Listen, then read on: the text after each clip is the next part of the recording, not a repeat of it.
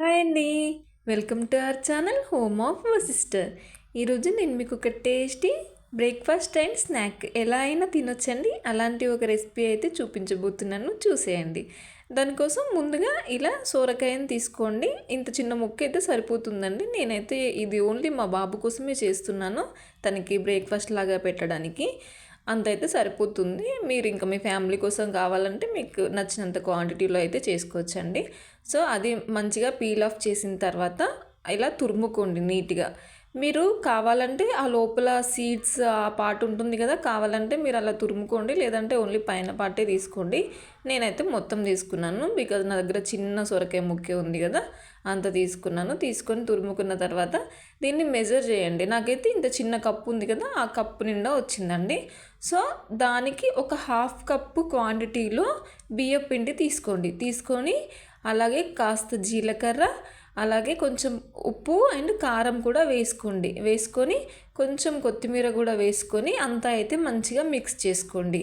మీరు ఇది పెద్దవాళ్ళు కనుక తింటున్నట్టయితే ఇందులో కొంచెం పచ్చిమిర్చి అండ్ ఉల్లిపాయ ముక్కలు కూడా వేసుకోవచ్చు. నేనైతే బాబు కోసం చేస్తున్నాను కదా, తను అవి వస్తే తినడు, అందుకని చెప్పేసి అవి నేను స్కిప్ చేసేసి సింపుల్గా అయితే ఇలా చేసుకుంటున్నాను. మీరు మాత్రం మీకు టేస్ట్కి తగ్గట్టుగా అలా చేసుకోవచ్చు. చూడండి, ఇలా ఒక చుక్క వాటర్ కూడా వేయకుండా నీట్గా అయితే మంచిగా కలుపుకోండి. చూడండి, నాకైతే ఈ కన్సిస్టెన్సీలో బాగా వచ్చింది. వాటరీగా లేదు, అలానే బాగా గట్టిగా లేదు. సో ఇలా ముద్ద తీసి ఒత్తితే గార వేసుకుంటాం కదా, అలా వస్తే సరిపోతుందండి. ఇప్పుడు మనం కొంచెం షాలో ఫ్రై చేస్తున్నాము అంతే. దానికోసము స్టవ్ మీద కడాయి పెట్టుకొని అందులో కొంచెమే ఆయిల్ వేసుకోండి. దీన్నైతే ఇంకా అసలు ఆయిల్ బ్రష్తో కొంచెం అప్లై చేసి జస్ట్ అలా కూడా కుక్ చేసుకోవచ్చు, బట్ ఇంకా కొంచెం ఎక్కువ టైం పడుతుంది. ప్రస్తుతానికి నా దగ్గర అంత టైం లేదు కాబట్టి కొంచెం ఆయిల్ వేసేసుకొని మరీ డీప్ ఫ్రై కాకుండా మరీ షాలో ఫ్రై కాకుండా ఇలా నార్మల్గా అయితే కుక్ చేసుకుంటున్నానండి. ఇలా మీకు నచ్చినట్టుగా ఏ సైజులో కావాలంటే ఆ సైజులో అయితే చేసుకోవచ్చండి.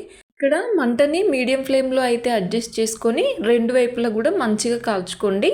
ఫస్ట్ టర్న్ చేసేటప్పుడు ఫస్ట్ కింద వైపు కాలిందా లేదా అనేది చెక్ చేసుకొని నీట్గా అయితే కుక్ చేసుకోండి, అంతేనండి. ఇలా ఇప్పుడు నేను మళ్ళీ నెక్స్ట్ బ్యాచ్ కూడా వేసుకున్నాను. అంత చిన్న సొరకాయ ముక్క కదా, అలా ఒక 5 అలా అయ్యాయి. సో బాబుకి అది బాక్స్ లాగా అయితే పెట్టేస్తున్నాను. సో మీరు కూడా మీ పిల్లలకైతే ఇలా ఒకసారి అయితే ట్రై చేసి చూడండి, చాలా బాగుంటుందండి. మీకు వీడియో నచ్చితే మాత్రం please like, share and subscribe my channel.